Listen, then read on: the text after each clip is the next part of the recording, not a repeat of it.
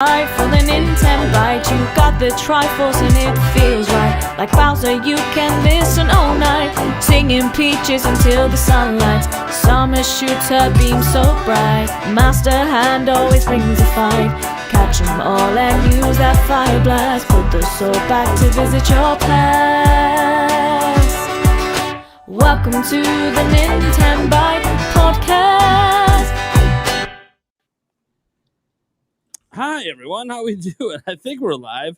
YouTube just kicked me off, so I'm like, shit, are we live? Yes, well, sir. Welcome everyone to the Nintenbyte Podcast, episode 13. We got a full show for you guys. Here's some great topics. We got a few guests. I'm gonna say a few guests because Andres Restart has not been here the last 2 weeks, and like he's missed like 4 of the last 6 podcasts, and that's all right. That's why I said he's like the solar eclipse. It's nice to see him, but it's very rare. It's like a lunar eclipse, maybe a little more frequent. A little more frequent than a solar eclipse. You're right. All right, we're going to run the room quick, introduce ourselves, and then we'll get to our topic roulette. Let's start with the hype man himself, HMK. How you doing, buddy? And you are muted. All right, there it is. What's good? Yo, it's so good to be back here. How's everyone doing? Oh, doing good, man. Fucking Zelda today, so that's always I know. I saw. I'm like, oh, we gonna be talking about Zelda, my favorite. Zelda. Not counting the next 24 hours, I'm actually doing pretty good. Yeah.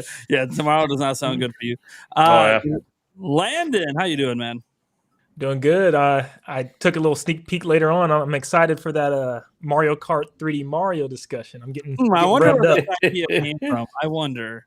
I wonder. It was interesting. Also, by the way, I like the neon lights you got going back there. That's awesome. Oh, thank you. I just put them on. Cool. Yeah. Thank That you. was sick. I like that your camera's actually picking it up, unlike my camera that just blows it out. I had been spending I the hate last when 10 that minutes trying to get happens. it perfect. So there you go. All right, and then our lunar eclipse. Andres Restart. What's up, man? Hey, How man. you guys doing? Glad to have you here. Yeah. I went to Punta Cana last week. It was fun. Yeah. No, I'm waiting to hear some stories from that. Yeah, I kidnapped my brother. It was cool. He got married, so that's why I kidnapped him Nice. for the bachelor party. Not so I could stop. I wanted him to still get married. It's just so we're clear. Awesome. And we got Eric Moore as always wearing his Milwaukee Brewers shirt because Yeah. FTC, baby. Yeah. Yes, we did. How's it going? Woo. We're here. I'm here. We're alive, right? Yeah. We Wait. need to bring this energy up. Maybe we got to go to Thunderstash for that. Because he's What's got up, guys? Dude, I Yeah. see the shirt you're wearing. Yeah, you read the see. He always reads the topics. He knows what's up. He's gonna prepare. It's like might as well, man. That's a perfect shirt. I use that art in my thumbnails. Yeah, it's good artwork. It's definitely It something blows to my back. mind how good like the Ocarina Time artwork, like just how good it still looks. Oh yeah. Yeah. Especially after the leaks where it showed them all in like super high definition Yeah. of all the Yeah. items and stuff. Oof. It's too Amazing. good. It's timeless. Ocarina of Timeless. Oh, Nice. All right, let's get into our topic roulette. I guess we'll let our lunar eclipse go first because he hasn't been able to even pick a topic in a while. Mr. Andres, Okay. you start. right. So, I mean, I guess I'll just pick the most interesting one. The Ocarina of Time remake discussion. Awesome. As I say, I had you go first because if you didn't pick it, I was going to go second to take it. Yeah. 'Cause I think you and I are the ones that actually know like how to introduce that one properly. I didn't write a lot of notes. down. Sure. Yeah. Yeah. I'm ready to jump in. I honestly forgot to put notes down for it. I was like, you know what? I don't If long as either. me and you take it, we're good. We don't need the notes. I mean, I made the notes when I Yeah, made right, yeah. the 5 videos I've made on that subject over the last year. What? So- What? We keep making videos on future Zelda games? Never. Yeah. How could you? Yeah, I mean, so quick summation, right? Like the story, of an Ocarina of Time something has been going around for years, right? Like I remember Game Over Jesse was talking about like an Ocarina of Time HD, and that never came to fruition. But I don't know if it's not. I would argue that it's not because it was never going to happen. Just sometimes things stay under wraps for years, right? I mean, technically, like Miyamoto told us about Pikmin 4, back in in the middle of the Wii U era, it didn't come out. It's till like, the oh end of yeah, the it's Wii era, definitely right? done, you guys. Right. So, I think what that goes to show is that something can be a thing and just be, even if it's almost done, it's never truly done until like, you know, it could Until it's take done. yeah, exactly, right? So there's a lot of flux with these things. But to kind of I at least get to the argument of points that kind of, at least to me, make it like really believable. Like, let's forget rumors. Like I almost hate calling it a rumor because I feel like when we talk about the rumors, it's really weak. But when we talk about it as a theory, I think it's extremely strong. And so the essential theory is that Mr. Eiji Aonuma has a pretty nice history of teasing future Zelda games. And especially after the recent direct, I think it's more clear than ever that he does that. And I noticed an interesting trend as well when I was looking at the different like interviews where he's teased different Zelda games. He likes to laugh. Like that's what he like. What if he's laughing? If you see the laughs in parentheticals, that means he's maybe hinting something. Like there was even an IGN interview where he was like, "Hey, make sure to put a laugh." Like there's a whole talking point he had on that because he wants fans to maybe read into it if they so choose. But anyways, just kind of summarizing the different like confirmed teases, right? So Link's Awakening remake. He teased that before the Switch was even shown off. And he confirmed when the year it came out to the same, I forget, was it Verge? I'm not sure which article it was, but he confirmed that to the same venue that he did tease it back then, and he had laughed back then. But that's just one, right? He's teased Skyward Sword. He did that at a concert. He actually teased Echoes of Wisdom last December, I think. Oh yeah.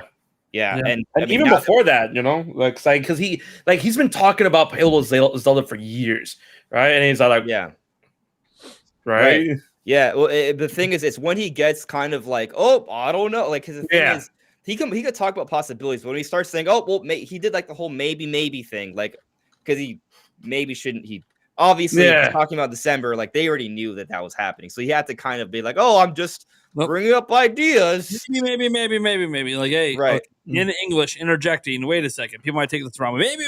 It's like, oh, okay.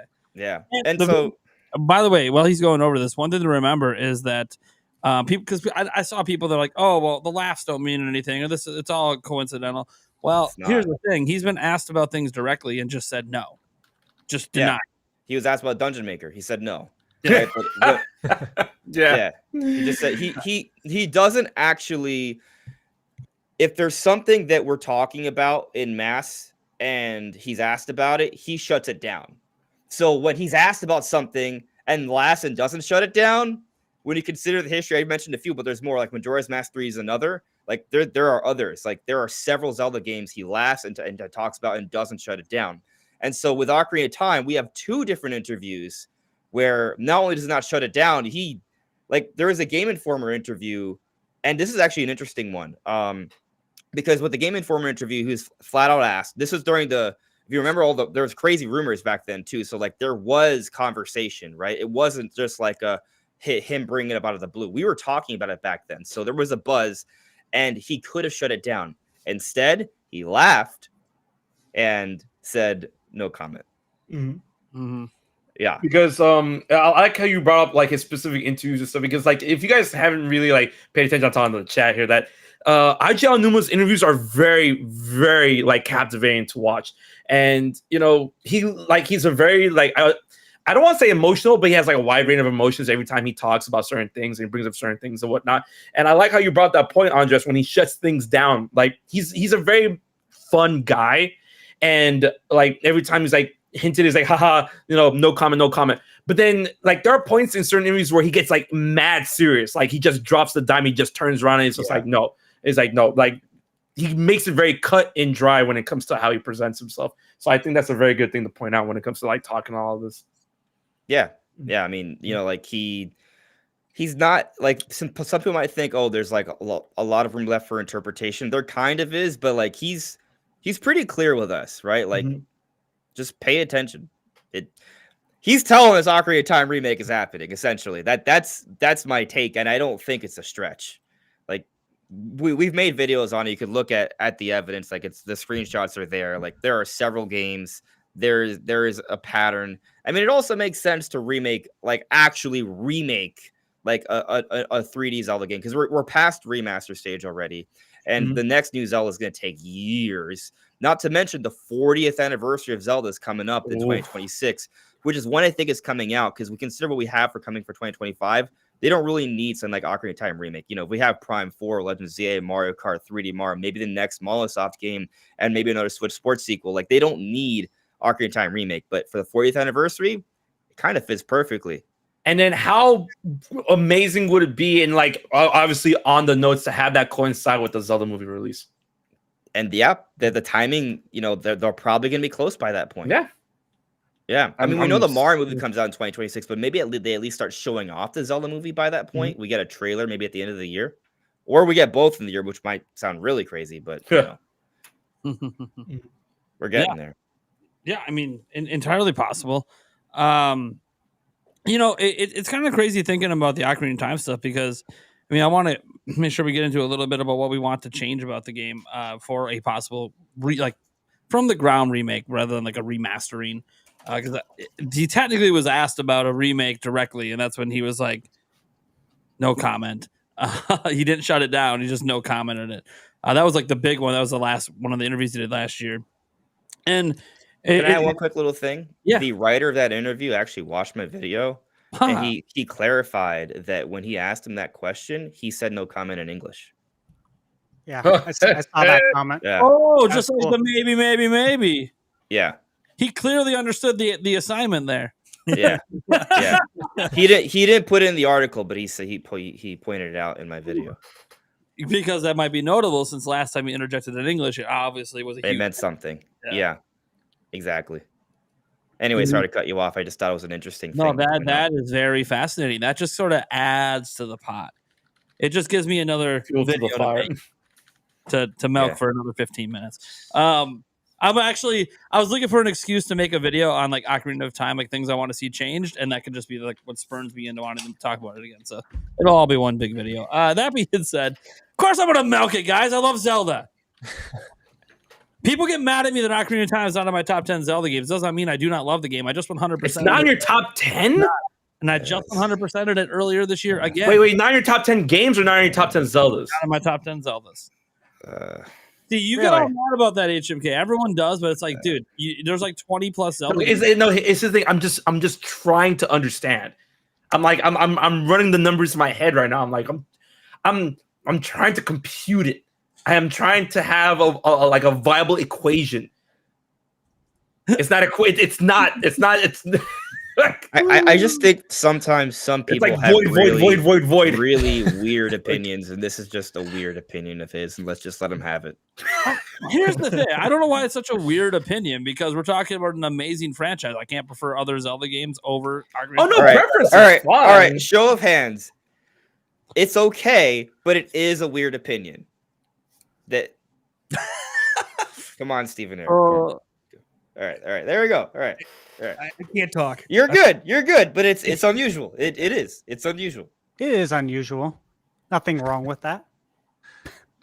Blink twice. I respect it.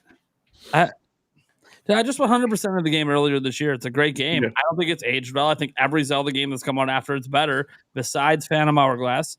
And Okay, that's when we get into fighting territory. Ooh, It's because you're every playing the Zelda wrong, game after is better. You're playing the wrong version, Nate. playing the wrong version. You gotta play Ship of Arcanian. Exactly. I don't know. I don't know. Like I can understand someone liking Majora's Mask more than Ocarina of Time. But I don't. Oh yeah, definitely, yeah. Right. And then could you argue Wind Waker? I mean, there are things that Wind Waker does Can you argue better. Wind Right? Waker? Okay. Can Yeah. you argue Twilight Princess is arguably, some people look at as a more modern version, which I feel like it has its own identity, but I can see how it can be stretched, right? You know what I mean? That Twilight Princess could be preferred over Ocarina of Time. Twilight Princess is not even in my top 5, and people say it's the best Zelda game ever. I'm like, It's not in my top 5 either, but it's in my top 10.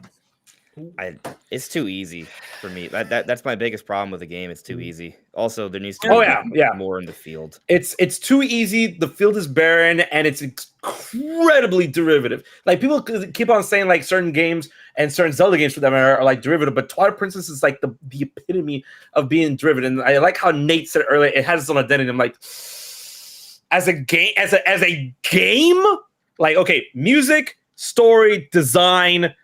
Like all those factors, its own identity. As a game, He's got a gripe with Twilight Princess. Like, is You know like, what I wish that's they a- did in Twilight Princess? I wish they really like went harder into the whole like hero of the beast, right? Like yeah, the yeah, lore. they played they're like I remember some like the prior like pieces of like screenshots and pics like Link carrying around cats and stuff and they're playing with the monkeys. Like they had this kind of like motif Yeah. of like interaction with wildlife, and I feel like they should have built on it more. It's funny because I remember back in like, oh God, I'm old. I remember back in the day when they were first promoting the game, there was a lot of analysts and like reporters and stuff saying like, oh, this is like the Beast Master Link. You know, that he's gonna like they're really tapping into aspects of Lord of the Rings. They're tapping into aspects of I just said Beastmaster, but the Beastmaster show, Hercules, all that stuff. And then like I kind of got that inspiration to a degree, but then when you play the game, not that it didn't go anywhere and not that it was bad. Twilight Princess is not a bad game by any means, but before anyone gets it twisted, it's just that, you know, when people say it's like God's gift to Earth, I'm like, it's got issues. It's got issues. Acknowledge them. If they ever remade, not remastered, they were remade Twilight Princess, they would have some opportunities to kind of. Oh, that's like that's actually like number 3 on my Zelda remake list. Yeah. Remember when I told you before this show started, HMK, that I need to shut my mouth or the show? I'm Yeah, I mean, sorry, it's sorry, your I'm fault for sorry. saying Ocarina Time. Like, you have to. Why do you have to say that? Oh, by the way, it's Ocarina Time. Like, just don't say it. Just don't mention that you don't like Ocarina Time as much as other Zeldas. Here's the thing. I don't know why there's anything wrong with that opinion. I just don't get it. We've had what? Like 1, 2, 3, 4, 6 3D Zelda games since then. And you're saying none of the top-down games could be considered better? So, well, I mean, to be honest with you, I kind of hold all the 3D Zeldas like above. Yeah, a lot of people. Yeah. A lot of people Yeah. do. Yeah. Yeah. I mean, I like Link to the Past. I like Minish Cap. Preference. People prefer that over the top-down. It's fine. I get it. I mean, let's be real. Echoes of Wisdom is not as hype as Tears of the Kingdom. It just isn't. Well, no, I'm not as hyped for it. I'm excited. I'm excited, but we all know it's not selling 20 million copies. Well, I don't care what. I think 20 million. Actually, 20 million. Okay, not 20 million. Okay, I had to think about that for a second. If it sells 20 million, that'd be nuts. I am not going to complain. Top 7, but we'll see. Anyway, so I guess the main point, though, because we kind of derailed things, is to talk about like what changes we can see in an Ocarina of Time remake, right? Yeah. So, what changes do we want to see, for starters? I guess my problem is that like when I think of this project, you know, I think of it as something that wouldn't be made entirely by the main Zelda team. I would imagine they would oversee some elements, right? But it would have to be done by someone else. And if that's the case, I mean, it has to be because the main Zelda team is working on a brand new Zelda game, right? They can't put all hands on deck for a remake. So I don't know how much we can reasonably expect them to change. I feel like it'd probably be a pretty ambitious remake, maybe even the most ambitious remake we've seen from Nintendo. But that doesn't necessarily mean it's going to be, you know, Ocarina of Time made like Breath of the Wild. You know, like I don't think they're going to stretch out the map to be like that size and add like 20 new dungeons or something like that. I don't think they're going to do that. I think what I want to see is them give it the Final Fantasy VII remake treatment, which I've mentioned a handful of times on this podcast with you guys. That's what I would love to see because there's a lot of care put into that. You basically disagree with me, which, hey, if they do that, I'd be happy. I'd be right? happy if they did. Exactly. Right. Like the Resident Evil 2, Resident Evil 4 treatment. Like, you know, take this element of Ocarina of Time, retain all the things that keep its identity intact, but then just expand on it. Like things I would love to see changes in Ocarina of Time. Full on voice acting. The map expanded, but not by a lot, but by enough that like it's a little bit more wiggle room, but not to the degrees of Breath of the Wild. I don't want Ocarina of Time remake to be Breath of the Wild engine with Breath of the Wild mechanics. No, I still want to be Ocarina of Time.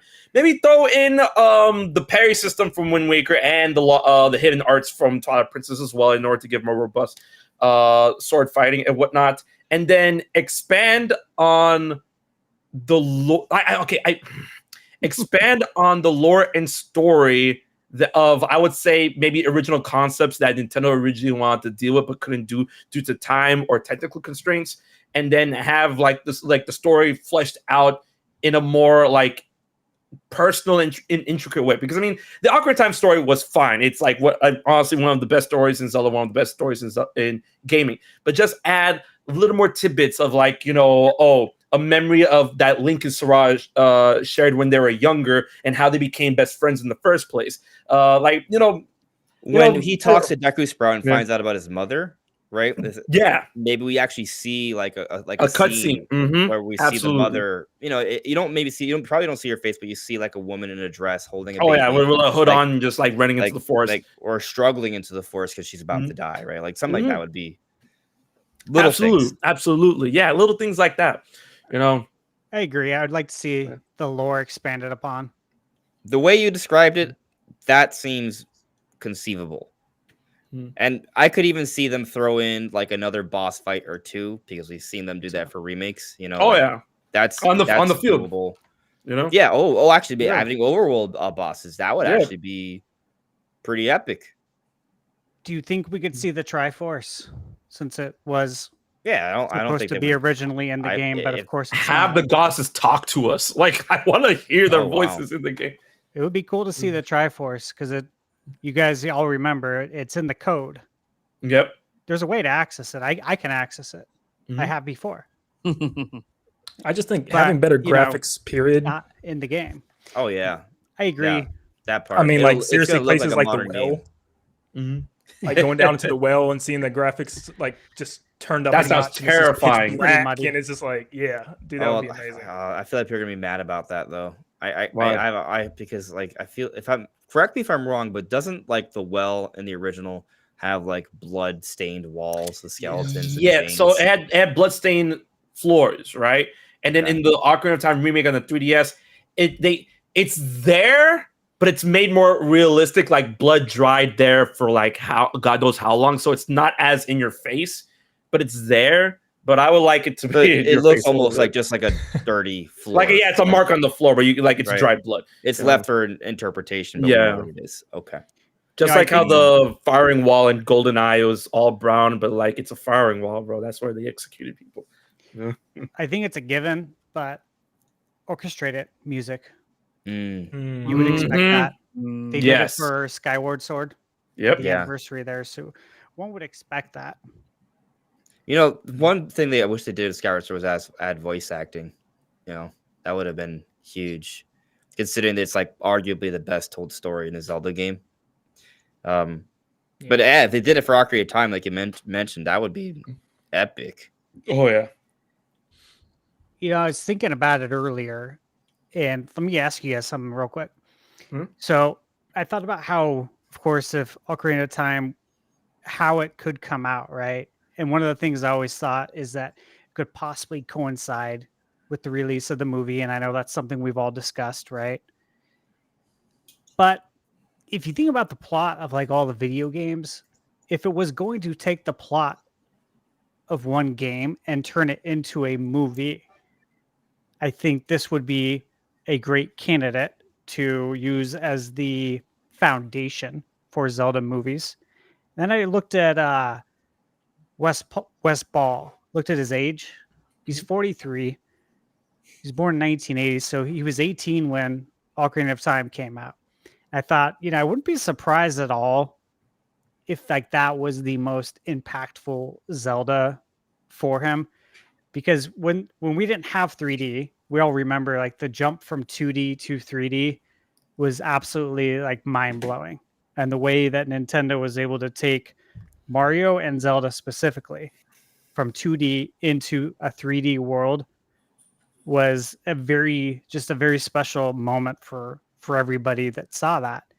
And so those are moments that stick with you, is my point for life, kind of, when it comes to video games. And I'm like, I wonder if when he had his meetings probably with Nintendo, if he's like, hey, what do you guys think about, adapting that game into a movie, and I add on to it, I add lore and I add all this stuff, and maybe you guys can do a remake of it. Like secretly knowing that he probably actually really wants a remake of that game because he's a gamer himself. Yeah. I mean, who knows? Who knows? Like we don't know what the conversations are because we know nothing about this movie other than here's the director, here's a producer. They're making it, and he won't declare what his favorite Zelda is. And of course, because people were running ragged with that. They were like, "Oh, favorite Zelda." Yeah, he's probably got to stay out of that conversation. Well, I mean, let's ask ourselves this question: like, with the movie, do we think Link is going to be sporting the green tunic? Yes. 100%.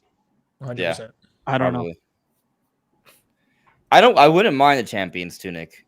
I wouldn't, but I'm just saying I don't know because Zelda's bigger than ever, and that's the look that he got bigger. Yeah. So it's like it's a good point. That would be the look a lot of viewers would recognize actually over the original. But I also don't think people wouldn't recognize Green Tunic Link because while Breath of the Wild and Tears may be the biggest games, when you account for the entire history of Zelda, people at least know of Link.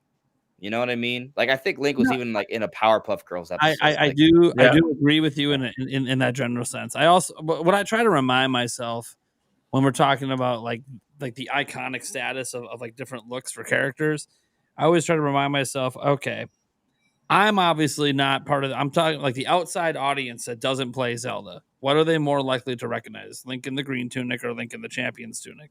I don't know because they didn't grow up playing Zelda. Yeah. I'd also argue that like if you were to depict like Link from Breath of the Wild in live action, it wouldn't be like extra discernible. It's just going to be some young man in clothes, basically. You know what I mean? Sword and the shield, blonde.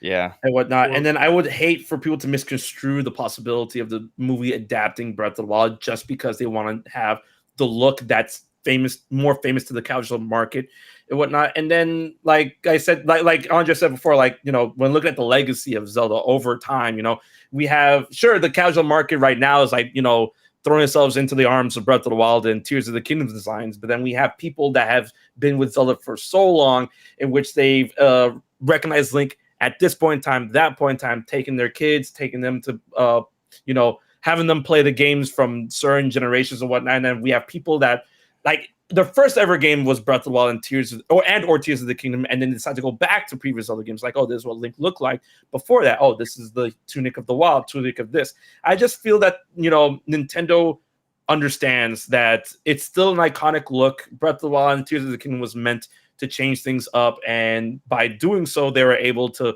create the two highest selling Zelda games of all time at the time right now. But I still believe that if they were to make movie Link's design based on some, it's going to be based on the iconic tunic, whether it be from like they adapt more so from Ocarina of Time or Twilight Princess or just do its own movie thing. I think it's just going to be green tunic, green hat, chainmail underneath, sword and shield.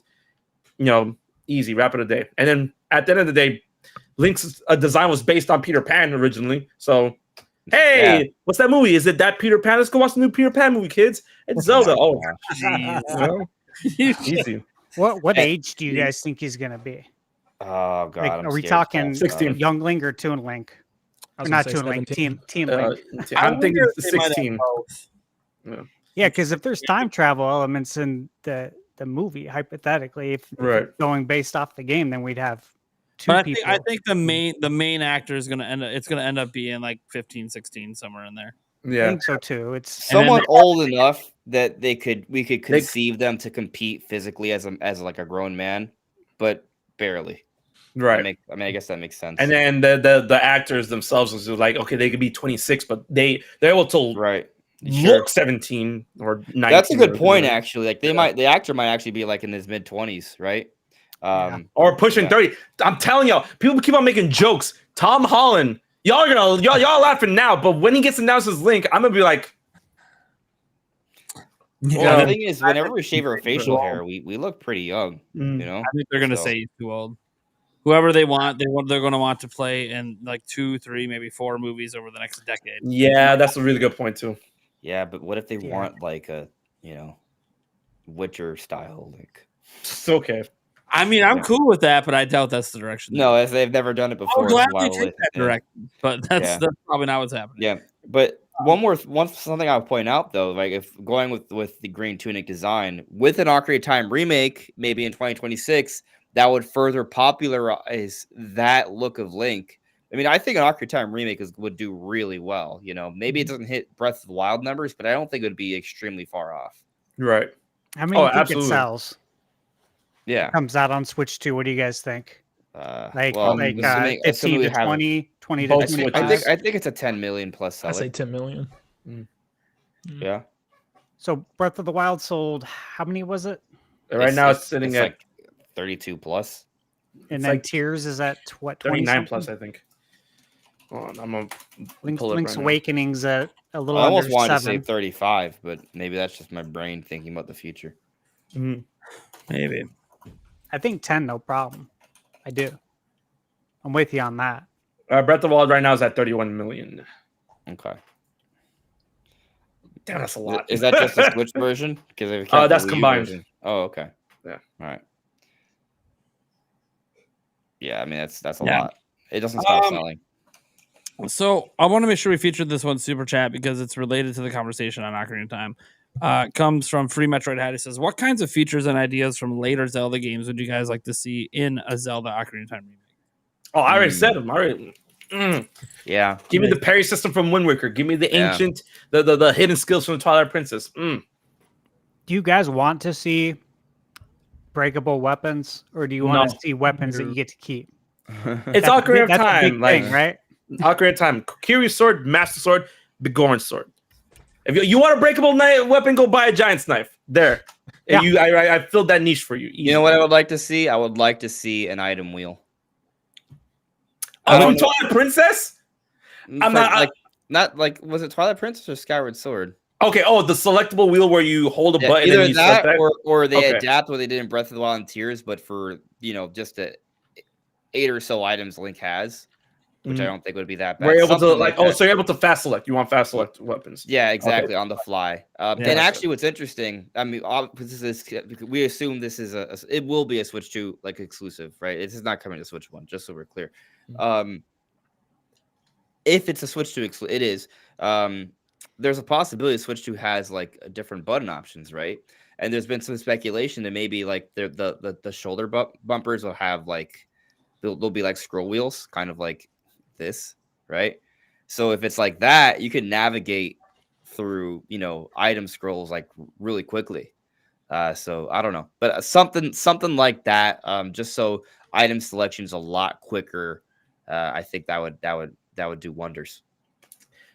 Honestly, I played Ocarina of Time so much, just doing the menu. It's like imprinted and coded in my hands. It's like boom, select, save, select, save.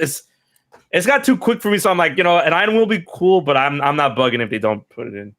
I'd like to see it be less linear in the way that it is right now, but not like Breath of the Wild, open world. A medium point like Final Fantasy VII Rebirth. Well, I mean, so Ocarina of Time's not super linear because you can do some of the dungeons out of order. I wouldn't mind if they doubled down on that a little bit. Okay, this is something that I've always felt they should have done.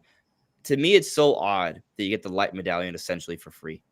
I want the light temple to actually be a dungeon. It's easy. You don't have to change the structure of the game. It's like, oh, you're an adult. Okay, time for a trial. That's a good idea. And it's funny because, you say that, but according to the lore in Ocarina of Time, that might be very scary, and that should be left as a final trial. Because in the lore, when you wake up in the Chamber of Sages, that's like the last bastion of the Temple of Light that hasn't been overrun by God knows what. So you wake up, do a trial. I'm like, I don't think you're ready for that. Maybe before you face Ganon, then you do the Temple of Light. Because that place is like no man's land at that point. Well, then we wouldn't get the light medallion. We get the light medallion later. Robert wakes you up. He's like, "I'll save this for later." That would be changing the story a little bit, which I wouldn't mind. Mm-hmm. But I'm just saying the light temple is an easy place to put a new dungeon. Oh yeah, easy. Yeah. But I wouldn't want to play as soon as I wake up because. Okay. All right. All right, I think we can get to our next topic, which wasn't chosen yet. How about Thunderstash? You want to choose a topic? Yeah. I will go with the topic of, is this the hardest decision that Nintendo has ever had to make? Ooh. All right, let's just get right into it. What are we talking about? No? All right, guys. So obviously, Nintendo's got some decisions to make. Andres, you recently put out a video talking about this. Was actually traveling the last week, and I was watching it on the plane. You're talking about like what their launch title is going to be and trying to figure that out because it's a tough decision, right? And it's something that has been looming in the back of my mind too. Like, I wonder how they're going to do this because it's like we've had Zelda as the launch title, but it's been in a unique situation, right? We had the Twilight Princess where it's like, well, it's coming out on GameCube, might as well release it on the Wii, and then of course Breath of the Wild, same thing. But the situation was a little different because, again, as we know, Wii U was not doing good at all. They stopped selling them, so you really had to. Like, I think both of these scenarios you kind of had to, because as much as I love the GameCube and you guys probably do too, it didn't sell great at all. So you had to open it up to hopefully a much larger user base, and that's what they did.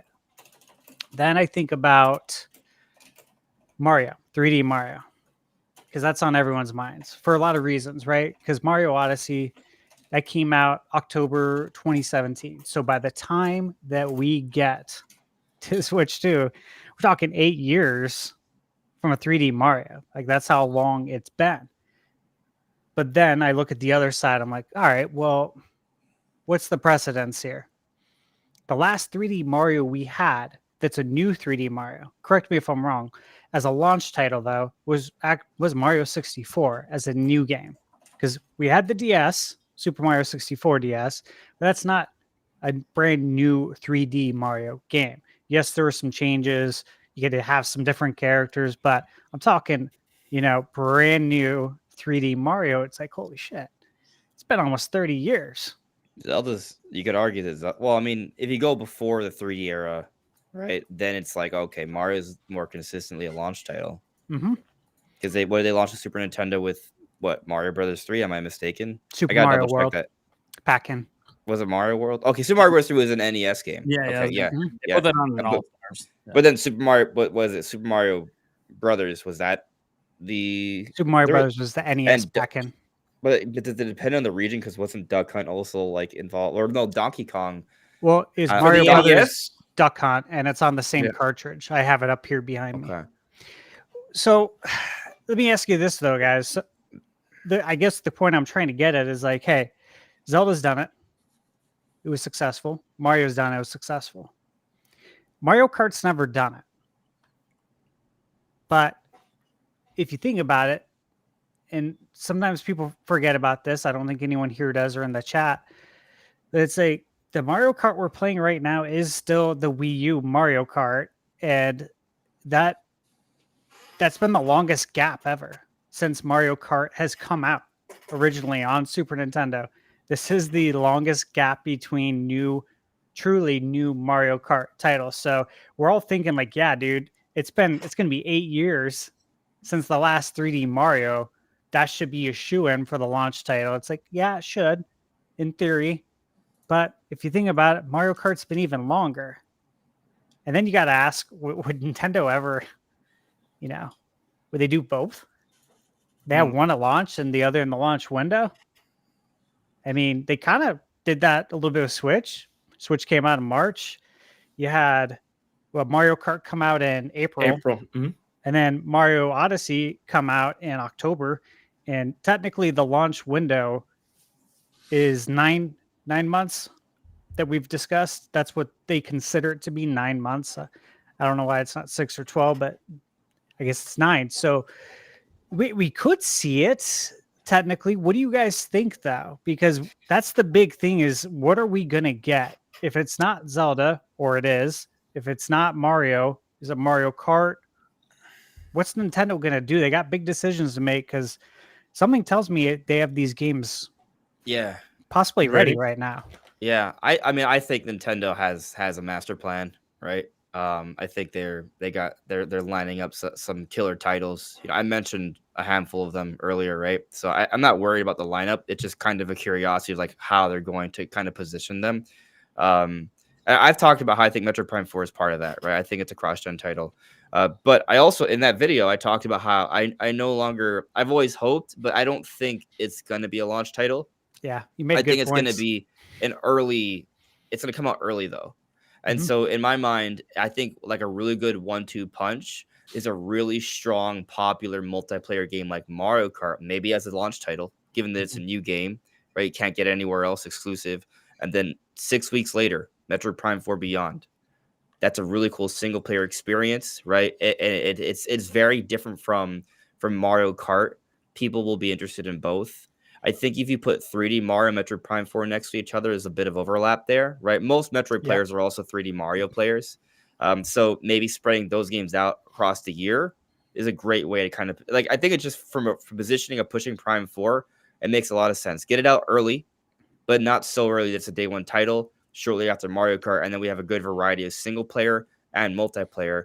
And historically speaking, 3D Mario is actually used more so for the holidays than it is as a launch title. That's right. So, and then it would also be very well. And either way, be it Mario Kart, 3D Mario, like they're both like both these games are going to. We assume both these games come out next year. The movie's coming out, in 2026, right? And there's definitely going to be some cross promotion there. There's definitely going to be a sales boost coming. So, I think just having Mario having a strong presence next year is definitely going to go over well for Nintendo. Yeah, I think Mario Kart would help build the Switch 2 install base faster if that was the launch title versus Mario. And I only say that because, you have to look at the sales. Like, the proof is there. Because we all love Mario. We love 3D Mario, right? But it's not consumed as widely as Mario Kart is. Counter argument, though. Yeah. Counter argument, right? Even I think just looking at the sales numbers itself doesn't tell you the whole picture, because I think there are certain games that people buy a system for, and then there are certain games people buy after they've bought the system, right? Mm-hmm. And I think Mario Kart falls into that second category. The one that you buy afterwards. The one you buy afterwards, right? But like this 3D Mario game, I think it's going to blow our minds, right? I think it's going to be an innovative, revolutionary Mario game that's going to be running on tech Nintendo has never really demonstrated before. And Mario Kart too, but like if we just think about from an innovation perspective, while Mario Kart has done some neat things, 3D Mario is obviously the more innovative series, right? Like it's going to probably more likely showcase the abilities of the console. So that's something else to consider. Even though I feel like from a variety perspective, a Mario Kart Prime 4 1-2 punch might be pretty good. 3D Mario, maybe those come out later. We get 3D Mario and Switch Sports 2 or something instead. I'm done for now. So one thing is, I think regardless of which one is the launch title, I think they're going to end up releasing within 6 months or less of each other anyways. So they're both going to really push the Switch. I think they saw what the 1-2 combo of Mario Kart and Zelda did at the beginning of Switch, and they're like, hey, let's just 1-2 punch it again. And we know they're not afraid to pound a bunch of Mario in a short period. It's literally what they've been doing like the last year. Just tons of Mario. And I know there have been smaller titles, but even the bigger ones, I don't really think that like Mario Kart cannibalizes 3D Mario sales or vice versa. Especially when Mario Kart, for one thing, has already been proven it's a generation-long evergreen title. So, like, nothing's cannibalizing Mario Kart. They've kind of proven that. And 3D Mario, while it doesn't have the same evergreen type of sales as a Mario Kart for now, 3D Mario, anyways, hasn't. But it still is pretty evergreen. It still usually sells well for a few years. I do agree with Andres where he talked about how the 3D Mario might be the more technically impressive game to show off. It might show off more of the features of the system, but then that's also determined on what the features are and like what they actually plan to do with Mario Kart. Because Mario Kart will be the bigger seller. Mario Kart will be hey, when people hear the next Mario Karts on this system, people are going to want to buy that system to play Mario Kart. It's going to be the hot thing. It's going to be a hot thing for a long time. That being said, I really want to hear what Landon has to say because he's Mr. Mario on this show. Mario.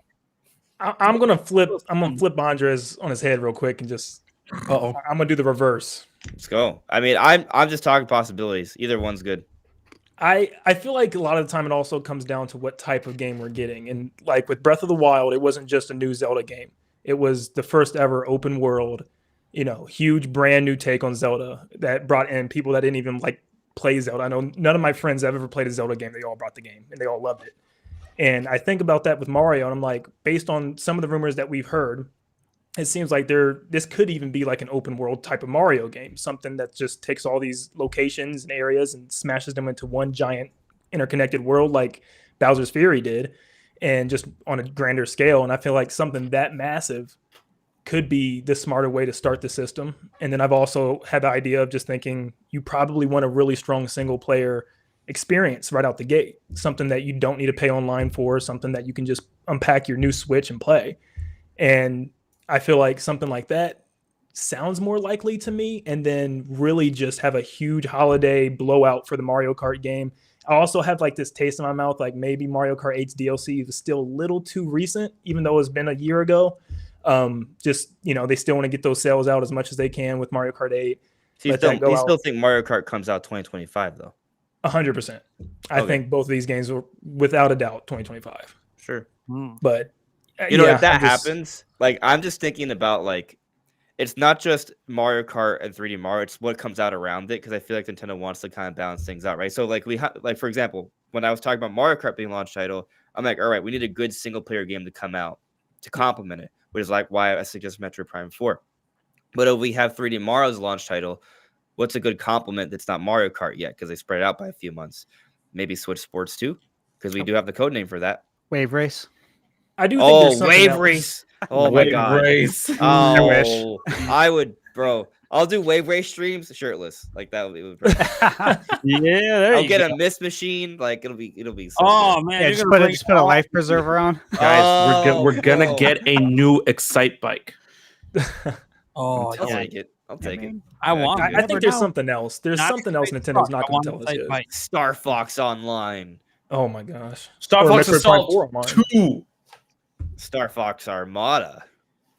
Oh man, I remember when it was codenamed Yeah. that. That's so cool. Like they even had the synopsis, like Star Fox must join up with friend and foe, like in order to make the Armada, the Star Fox Armada. And I'm like, that's so cool. And then I see it change to Assault. I'm like, what is this?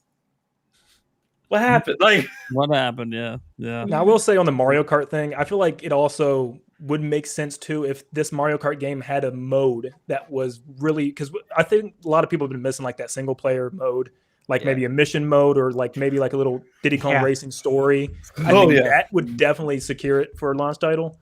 But yeah, I don't know. I agree with you. Andres mentioned that too. You mentioned that in your video, right? And I was listening to it and I'm thinking, Diddy Kong Racing, man, if we could get something like that. And then like 20 seconds later, you said Diddy Kong Racing. I'm like, yes, this is what we need. What we need, man. It's what we want. I also thought too, real quick, with Mario Kart, if that's a launch title, man, that's a really good way to sell a ton of controllers right out of the gate. Oh yeah. They've never done that. Like we've never had this massive multiplayer game to sell accessories right out of the gate. That's a good point. I'm using tilt controls. Wow. You were one of the few people that bought the blow up Mario Kart racer back on Wii days, right? No. Man. Wii wheel to it. Tilt controls. Eric, what do you think, man? Yeah. What do you want? Man, what do I want? I mean, what will make you buy the console day one? The fact that I have a generation day one Switch. Okay. Me too, by the way. Me too. By the way. I've been holding back near the OLED. Compatible. Bro. I was on the airport. Wait. Whoa. You just said the games don't matter just because I have a Gen 1 Switch.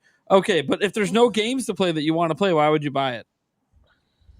I mean, because eventually there will be. Oh, you will be. Like me, aren't you? Well, no, there will eventually be games that I want to play. Eric, all you have to say is like, I could play the old games on the new Switch and they'll run better. He was doing under the impression that there was no backwards compatibility. No, I was saying that you want backwards compatibility. I do, obviously. Like that would be the selling point because it'd be upgrading your current Switch. Yes. Oh, yeah. Sure. Yes. Okay. But yeah, no, I mean, so you don't care? No, I'm buying it no matter what. Well, what matters more to you, Mario or Mario Kart? Mario. Oh, well, there you go. That would probably be your answer Because then. Mario Kart, I mean, I've played it. I've helped you we ton on it. We destroyed with the Wii U, original Wii U but, version, yeah. I mean, I don't know. It's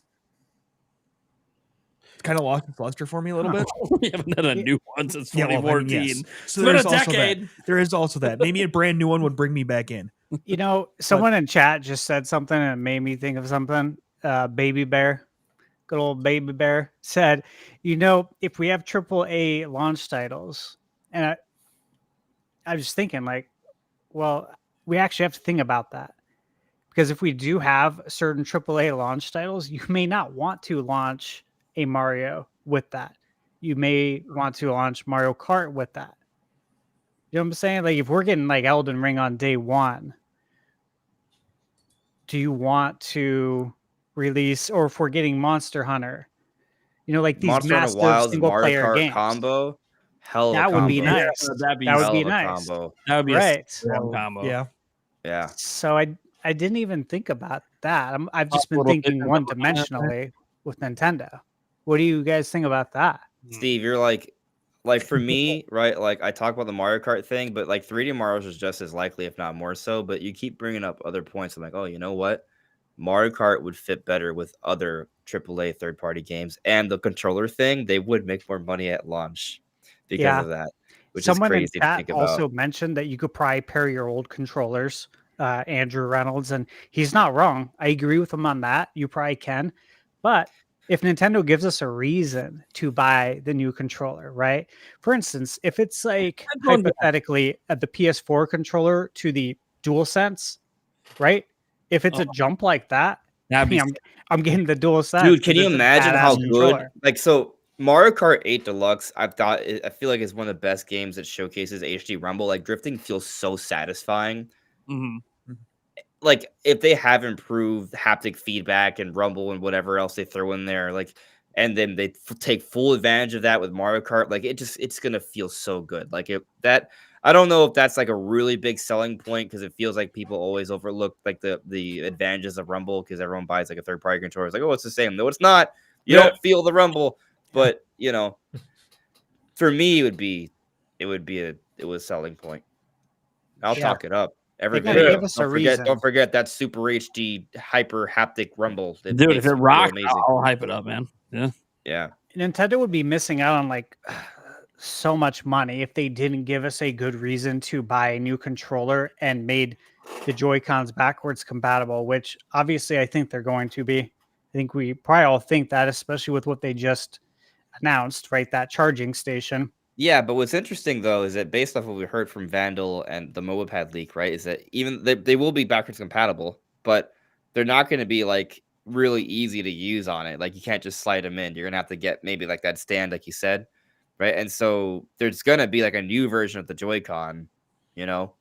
Yeah, I think people are going to be buying Switch 2 controllers. Like there's gonna be a lot of good reasons to do that, because if not, you're leaving money on the table. We know Nintendo, they don't do that. But let's throw this conversation on its head. What if it's not Mario Kart? What if it's not 3D Mario? Here it is. Oh, for like the launch of Switch 2? Nah, Nintendo would be out of their minds if they didn't do anything like that. I'm not saying it's again. No. I'm not saying it's Metroid Prime 4. I'm saying it's something else. Like what? I don't know. South IP? Well, You don't know? Well, I have so much faith in Monosoft that I think they could put together a game that would be so technically impressive, especially if it has like an online component to it. Like imagine playing like Xenoblade X, you know, but you can play at your party. You play like with your friends. Like your party is your friends online co-op. Like that would do so well. Right, but it's not going to happen. No, I don't think it's gonna be a launch title. It'll probably be like a game coming out like November or December or something. Oh yeah, right? no, I would love for Monolith to do something like that. But I mean, like on purely speaking on the idea of like launch window, launch titles, you know, like you can have the most technologically advanced thing, but if it ain't recognizable to the casual market, it ain't gonna sell. Like it ain't gonna get its foot off the ground. Well, what else could there be? Like, let me ask this: if we don't get Mario or Zelda or Metroid, because I like what you said earlier. I like what you said in your video, Andres, too, about Metroid being a nice complement title a few months after. I think that's a good idea. I could see that. So if it's not any of those, I do wonder, well, what could it be? You know, do you have another Wii Sports up your sleeve? Luigi's Mansion 4. Kirby. Well, I mean, I think Kirby's actually on the table. I just don't feel like they would do that as a launch title. Someone said in chat, Donkey Kong Open World. That is something I was. Well, you know what? About. You know, actually, that would do it. I think it would too. That an open world Donkey Kong game, if out of everything like that would do it for me at least.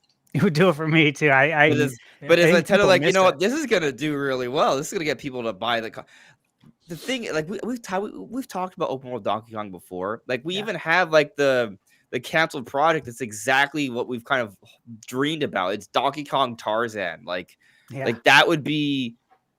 And it was made by the Tony Hawk Pro Skater team. Like they had like the whole sliding thing. Like they had the right team. That it didn't happen. It's canceled. It's never gonna happen. But man, that would be it.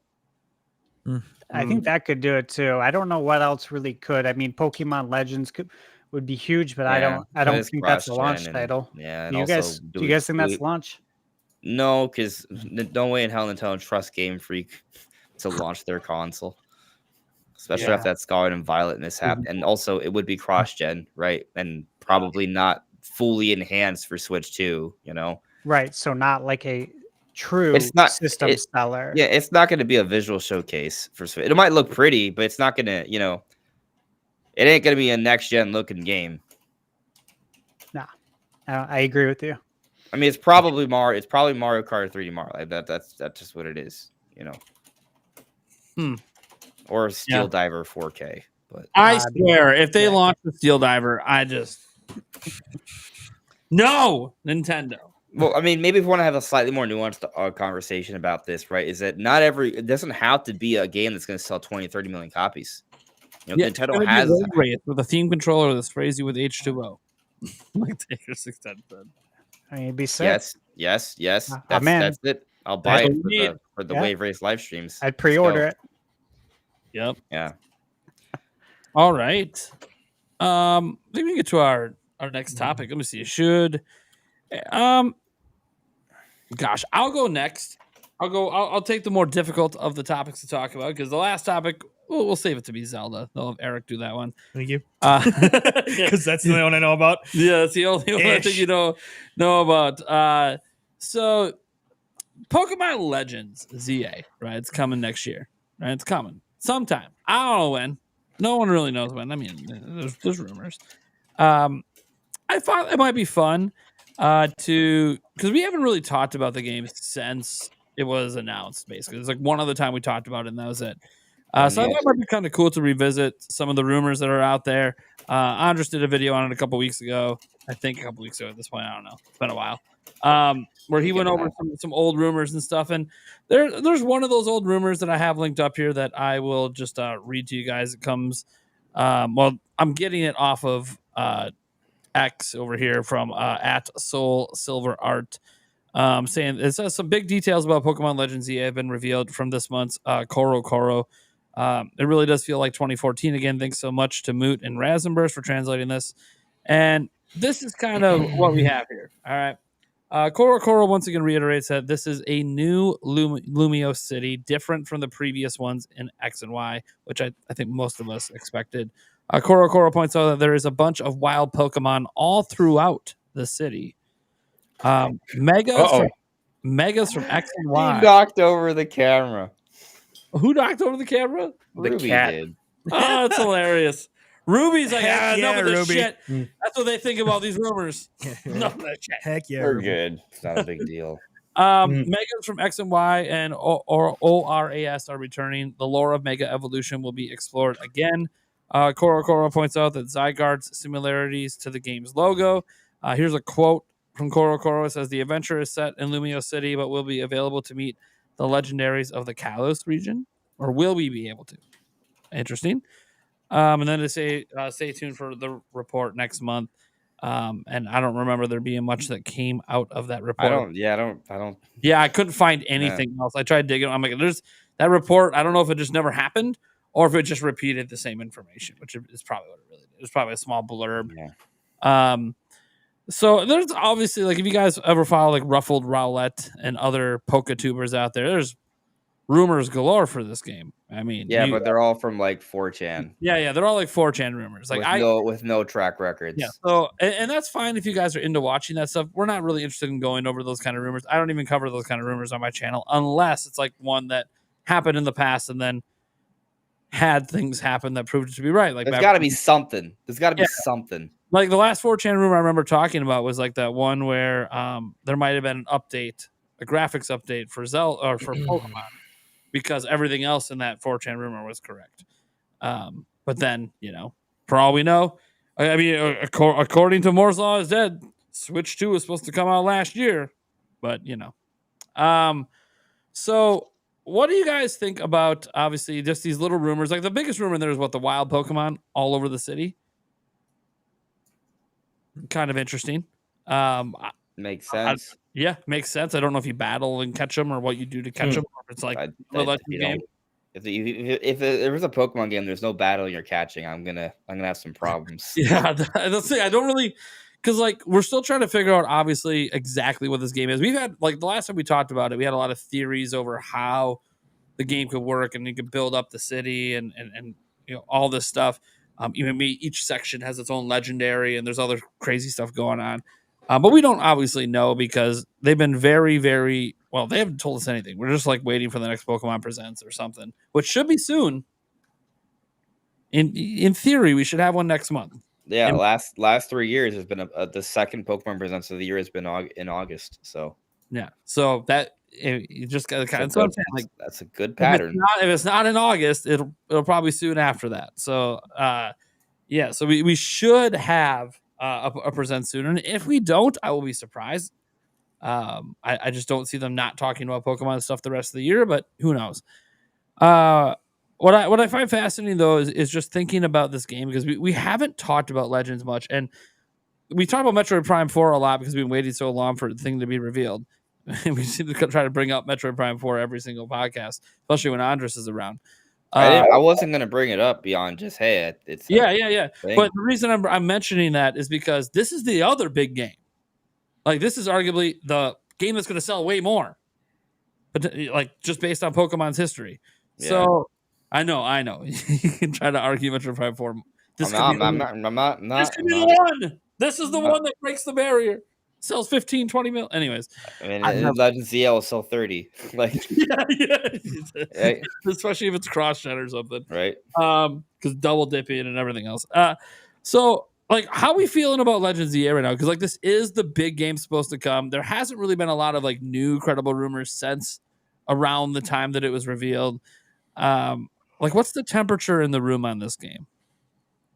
Oh, my temperature is high. I'm more curious about like optimistic. Cautiously optimistic? Yeah. Is it because did you like the first Legends game, HMK? Oh, I did. I loved it. It's just that I need to see more of like ZA. Yeah, like just like the teaser isn't enough. Like I need what the teaser that August Presents gives us something. Yeah. I'm tired of these non-gameplay ass teasers. Well, there might have been like a half second of gameplay in there, maybe. Half second. Possibly. Where they were like fishing in that one spot. That could have been a half second of gameplay. We have 5 seconds of MEO gameplay, and it's coming out August 29th. Yeah, but we now know what that game is. So yeah, we do. It's Famicom Detective Story. Yeah, I know. I say we now know what it is. Oh, now know. Yeah, right. We don't necessarily need a lot of games. The problem with a game like that is the whole game's about solving the case. Like you can't show too much of it because otherwise you're giving away. Like, right. Is the price on Nintendo's website yet? Oh, that's a good question. Is Famicom Technical price up? Like I can see myself. I would play it for $20. It probably won't be $20. Oh, I have it pre-ordered. Yeah. How much would it cost? $50. I have the physical pre-ordered. Oh wow, that $10 discount, man. That's great. Yeah. I may pick it up because like I understand Andrew's point, like for $20. Yeah. But like God, the producer behind it's the Metroid Man, and he's made the entire Metroid Man. And he's made, like the ultimate version of like what this thing could be with the crazy ending. I know I'll probably not actually spend money until the reviews come out and let me know, like, hey, did this actually stand up to like how proud he felt? Like he felt very prideful of this game. I mean, I think it makes good stories. So that's my thing. Like it's definitely like it's a story driven game and it's a detective game, which like the originals. So you're solving, and I like the idea of like solving mysteries and solving a murder mystery or crime, serial killer thing. Like this actually all fascinates me. It's one reason why I like that one game that was made by Rockstar. What was that one? The LA Noir. Yeah, LA Noir. I really enjoyed that one too. Chris X-rayed out. Yeah. Well, that was obviously a very different kind of game because this is obviously just trying to solve one case versus that being a bunch of different ones. But I am very curious about the Emio character. I think they did a really good job teasing like this serial killer that was around 18 years ago and might be back now and unsolved mysteries and stuff. So like it has my interest, and I get that it's a very heavy story driven game. I tell you what, there are things about Emio that reminds me about Pokemon. Like Emio is basically Mimikyu. Yeah, I knew you were gonna say that. Yeah. Yeah. No, Mimikyu's basically Emio. Yeah. Bagman. All the time. Famicom Detective Club predates Pokemon. You're right. Yeah. I'm just really glad Nintendo's actually like taking chances and like bringing back like old ass IPs and just like new ass game. I know, always flat. We don't ever touch our old classics besides our big sellers. Dude, they brought back Famicom Detective Club of all. That's crazy. This is a huge reason why I pre-ordered it. Like the most obscure thing. They didn't just remake them from the ground up. They said, hey, we have a sequel to. Like, oh, well, geez. Yeah. Guys, this is why I'm pre-ordering it, because if we don't buy it, we don't support it, we're not going to do it as much. I mean, we also got Endless Ocean earlier this year, even though it sucked. And I did not support that. So I will support this. So and because I didn't want Endless Ocean to suck. I was hyped for Luminous until I was like, oh, it sucks. I have a lot of faith in the producer Sakamoto on this game. Like he just makes good games. It's just what he does. So like it's still it's just graphic novels are very niche. Yeah, and he loves telling good like stories like crazy. So like people don't even realize people just keep saying, oh, he's the Metroid guy, he's the Metroid guy. Yeah, that's how you know him. But he founded this series. This is his baby. So Atlas needs to bring back video games just like Nintendo, man. Where's my snowboard kids, man? Where's my trauma center, man? Trauma center. I want snowboard kids. Remind Eric that he said snowboard kids. Trauma center, so cool. Snowboard kids like that. I grew up on those games. Snowboard kids SBK for the DS does not exist. But yeah, Italians will bring back NSO Nintendo, NSO Atlas, Nintendo Snowboard Kids 1 and 2 on NSO, please. Yeah, we need a new Earthbound game. Oh, that's never happening. Earthbound 4, baby. I want Earthbound so bad, but don't give up. Yeah, never give up. I never will. So let's start with a remake. Bringing this all back around. HD 2D. Let's go. Landon, what's your temperature on Legends EA right now? I think what would really excite me is just seeing the world itself, because like with Arceus, it wasn't necessarily open world. They were all like segmented. You had to jump to like region to region. So I'm wondering if, since this is all like in a city, is this all like an open world fully? Like, how does it work just catching Pokemon in the city? Am I going to be in a dark alley, catching them a champ? Like, what is, I have no clue what this is going to look like. No, you're going to get beat up by a champ in a dark alley. In the alley, just like take your Pokeballs. You're going to grab a trash can lid. It's like, I could do this all day. You know what's crazy? That I actually don't feel like that's that much of a stretch, because in Legends, I don't. No, because like in Legends, you can kick your butt. Yeah, they fight you. Like you could like get knocked out and you wake up in the back alley. Like some guys like, hey, like a janitor comes like, hey, it looks like you got beat up by one of the Machamps. Like, can you imagine like the trainer pulls out his Pokeball, just like the challenge the Machamp, and the Machamp just slaps it away? Oh, it doesn't recognize catching. There's no PC box. You gotta box it. Literally. What is happening? I just don't even know. I don't even know. We're just talking lore. What is going on? We're talking about Pokemon Z8. That's what you wanted, right? Yeah. That's the kind of conversation I thought it was going to be there. Sorry, go. Cutting you off, Andres. Thunderstash.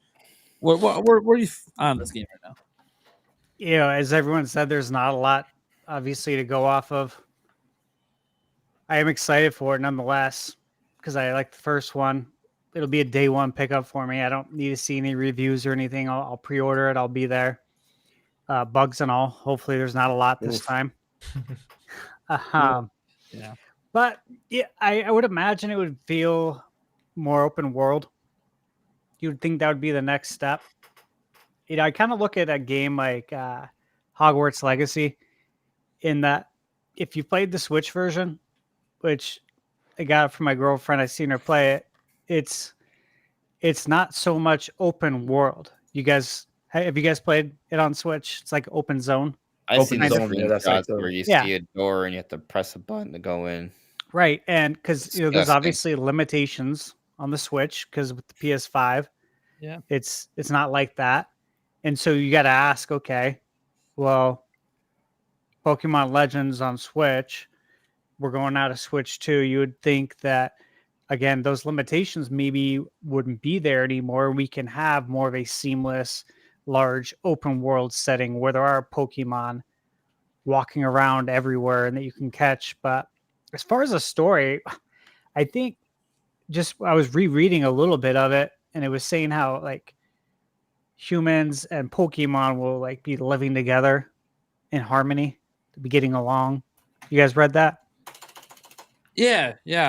So what's this gonna be all about? You know? It like the trailer is just so interesting because it shows like the old architecture kind of sketches, and then it shows you kind of going into what the wireframe buildings, and I'm just like, what the hell is going on here? What am I supposed to expect here? And that's the thing, I guess, which is kind of cool, is that I don't have much expectations of what that story and setting is going to be, but maybe you guys do. Maybe you guys can tell me what you think, because I don't know really what to expect here. I just know I'm going to get it. Well, I'll tell you one thing. I kind of expect that Yveltal and Xerneas are going to have new forms, the same way Palkia and Dialga did. Actually, maybe even Zygarde. I mean, the game's clearly based off Zygarde. The ZA, they got the scales. There's going to be something to that. So it's obviously going to play a role with the story. I do kind of have the sense that it's going to be about building up the city, because they have two different maps they show in the trailer. They have an old map and a newer looking map. And what's interesting about that is that when you play Legends Arceus, as you progress throughout the game, there is an advancement that happens to the city. You start to introduce more and more Pokemon that start helping with the fields and the ranch. And so there may be a little bit of that, perhaps even expanded upon more so. So I those are kind of like some little things I sort of imagine will help to structure the game a bit. That's actually what I was wondering too, is if there's going to be any like city building elements in it. I played UDN Chronicles Rising, which came out in 2022. I reviewed it earlier this year, and there's city building elements in that game that I was not actually expecting. And when you do side quests and you help people out, it's like now they can open up this shop. Now they can build it. And now you can buy items from it. Now you can get these weapons. It was very interesting how they did it. And I was like, I could see Pokemon doing something like that. And the trailer almost suggests something like that could happen with the city building aspect. But outside of that, I really don't have any idea. I did think for a moment, maybe we could have something like that, especially after seeing it in a game that I had played recently, made me think of that. Yeah, I bet we're going to be collecting Zygarde cells again. Oh, yeah. Yeah. You're going to need multiple like collectibles because it's going to be a big map. I assume it's going to be like open zone again. Like we even see like the map has like the 5 slices of a pie almost. Yep. If it's all open, I'm all for that too. We're probably going to go to different zones, like not zones, but districts within the city. Sure. And then sure. that's what it's. Yeah. Final Fantasy 7. Although when I think about it, though, like I don't know. I guess we'll have to see how we need footage. We need footage. Yeah, we do. Yeah. Final Fantasy 7, though, what you just said would be cool. Yep. Like again, if they took something like that was previously not open world, and you bring it into this kind of middle ground open world, if we want to call it that, I think that would be awesome. Like that would be a really cool upgrade. Right. And then like each area that you build within the city kind of has its own, like like Zootopia has its own like well, how do you I don't want to say ecosystem. I guess, ecosystem Biome. like one biomes. Like an icy area, like a fire area, because like, these are where Pokemon of this nature can thrive, because we need them to like thrive in an environment if we're gonna, work together. So probably like that. Absolutely. All right. Well, I think we can get to our last topic. Well, before the Q&A. Just so I can throw a little bit on this. Oh, sure. I actually thinking about it now, I should really pick back up Legends and just try it again, just to get back into it. See if I can I really played it. Well, now you're done with Tears of the Kingdom. Yes, so I am done with Tears of the Kingdom. So there's that. Start from scratch. I'm going to have to. I really was not that far into it. I don't know. It's hard to get back into it if you haven't been like. Yeah, I got into it. It was just like, I don't know what the hell's going on. I really didn't have the time to focus and try to figure out what the hell was going on. So I just kind of gave up on it and then played Breath of the Wild and Tears of the Kingdom and didn't care. So, but yeah, that's kind of where I'm at with that. So if I can get back into the original one, then maybe I'll think about picking this one up. But that's really all depending. But then for our last topic of the day, besides Q&A at the end here, the ESRB says Link is playable and echoes of wisdom. There was a tweet out there that showed the ESRB. The ESRB has It's on the ESRB site. Yeah, it said that basically Link is playable in the thing. It was sword and bow. Yep. So players use Link. Yes, players use specifically like we are controlling him. Right. Either like, they Link, wrote that shit really wrong, or he's playable. As Link, players are able to use a sword and arrows to defeat enemies. There you go. Yeah. So basically, what do we think this could possibly be? Is it a small segment at the beginning?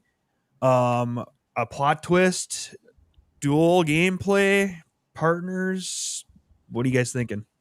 I personally think, because I've seen people like, beat the game and you play the whole game as Link. Is like, no, because the game is structured around the tri-rod, about solving puzzles using Zelda's abilities. So I'm honestly in the camp of you play Link in the beginning for a very small segment in order to defeat Ganon and then gets captured, and then, like you said, dual gameplay in the sense. I actually put out a video about this. Dual gameplay in the sense that kind of like in the vein of A Link Between Worlds, there's going to be multiple dungeons that Zelda can go to, but she can do them in any order.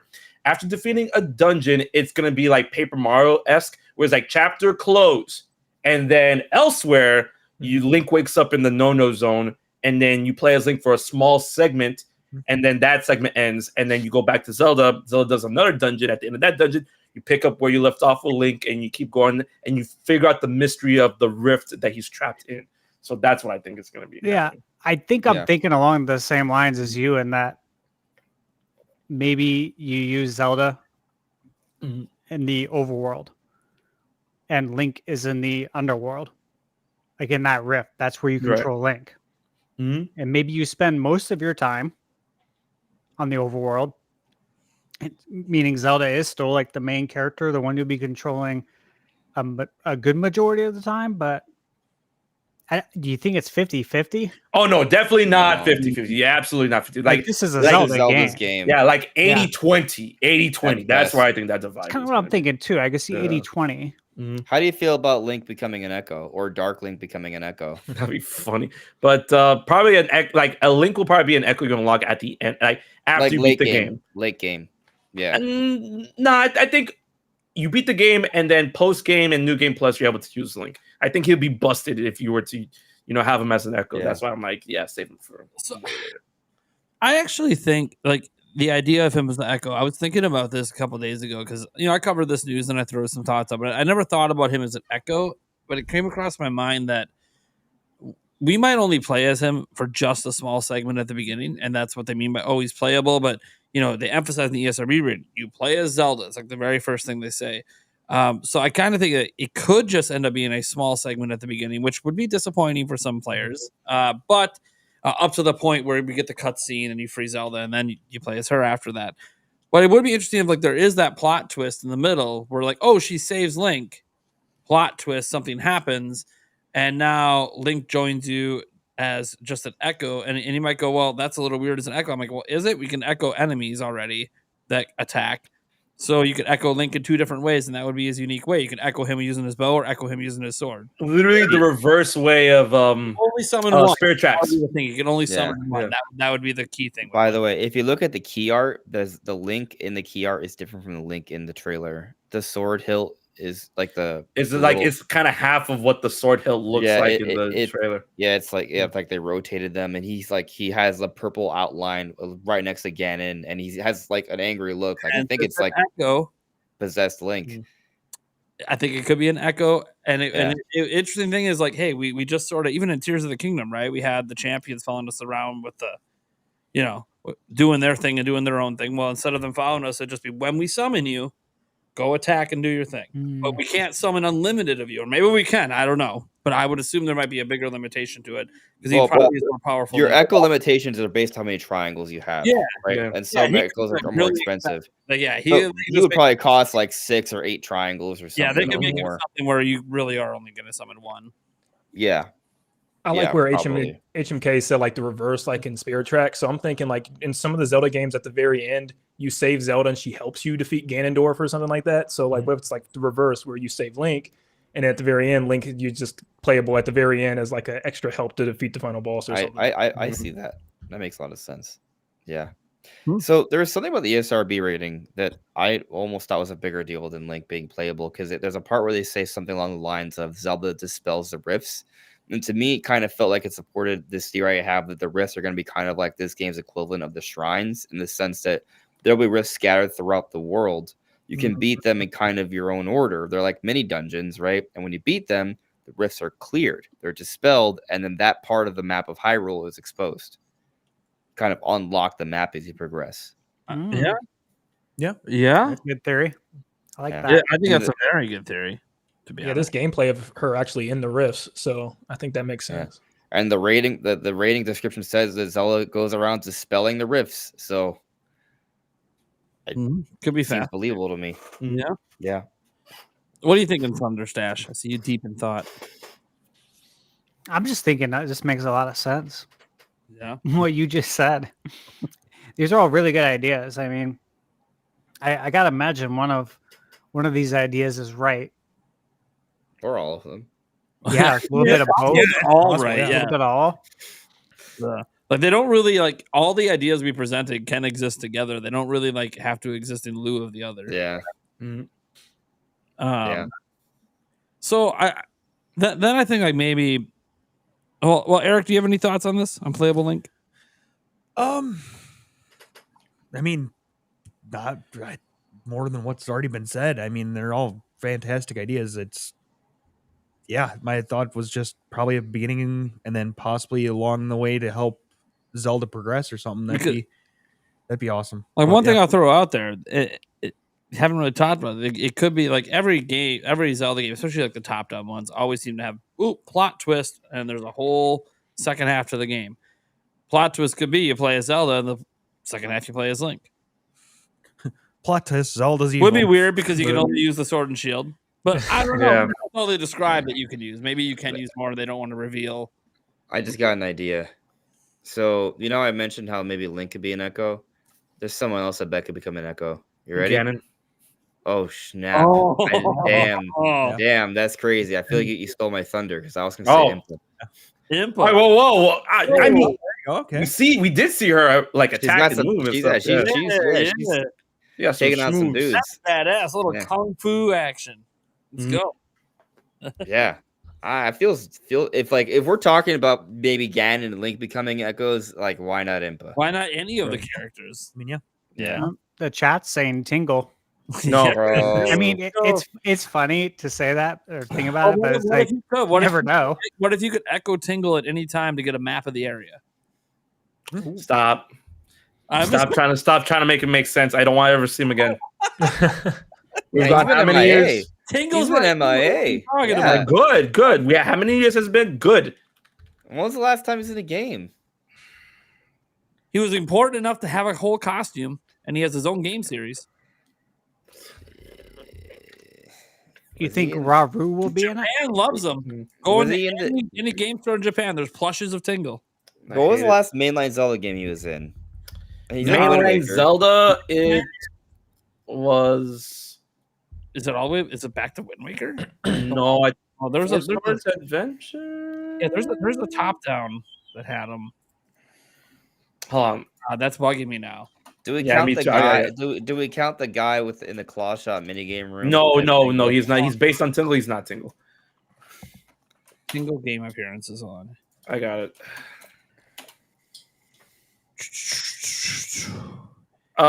He was in Phantom Hourglass. Phantom Hourglass. That was what I'm thinking of. Okay. And I Spirit. don't remember him there. Was he in Spirit Tracks? It says he was in Spirit Tracks. I don't. That know. would be don't see another it as a Spirit generation of Tracks. Tingle. Of course, this Didn't also he- was in he, 12. uh, Let me go look at this. This is Didn't he have a game on 3DS? yeah, Yeah. 3 games. Yeah, on DS. Tingle's Rosy Rupee Land, Tingle's Balloon Fight, and Tingle's whatever the man. Whatever the man. I don't mind if it is. Tingle comes back, but I don't want to be important. I just want to be like a neat Rosy side character. Rupee Man, Balloon Fight. And ripened Tingle's Blossom Balloon Trip of Oh Love. my Man. Yep. I take it back. I don't want to come back. Man, I'm kidding. Kind of. Oh, so in Phantom Hourglass, like he wasn't really like in it was a the poster. game. He was a, it was a poster. But he was in a wanted poster. So like someone they were Reference. pumping him down as a wanted. Well, Phantom Hourglass is in the same like period of time as Wind Waker, just a little bit. Yeah, After. so the You Minish Cap got- is his last actual in-game appearance. Then. If you count Phantom Hourglass, then you got to count the plush and Skyward Sword. Well, didn't you say he was in Spirit Tracks or no? Spirit Tracks, he was a what do you call it, figure? Yeah, Oh, it's, okay. it's like a similar like a So cameo. he's just been referenced and cameoed, and I guess Wind Waker. So he's only actually in 2 mainline Zelda games then, isn't he? No, he's in Majora's Mask, Oracle of Ages, Wind Waker, okay. and Minish Cap. Adventures. See, I haven't played Oracle games. Are the only games I haven't played, which I know I need to do. Yeah, so it's been the Minish Cap, Four Swords Adventures, Wind Waker, Oracle of Ages. Yeah. Majora's Mask. Okay. God. Also, I mean, technically, he was in Hyrule Warriors. No, that doesn't count.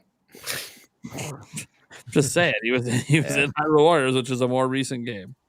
Yeah. Garbage.